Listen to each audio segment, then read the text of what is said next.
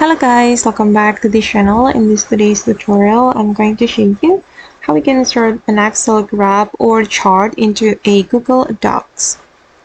Okay, let's get into it guys. I have prepared my document in my Google Docs, and then I'm going to go to my Excel.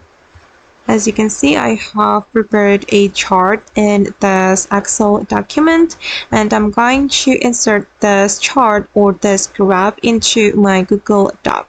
So I'm going to click on the graph like this, and we're going to right click on it and then select copy, or you can simply press the Control and P, and after you have copied the chart you can go back to your Google Doc and then you can right click on it and select paste, or you can simply use Control and V, and then the chart will be inserted into this document.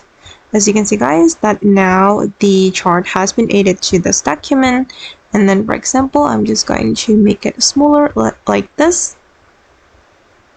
And okay guys, that's all the way to insert a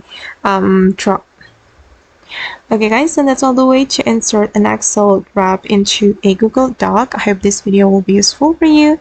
Thank you so much for watching, and if you found this tutorial useful, don't forget to like, comment, share, and also subscribe to the channel. Bye!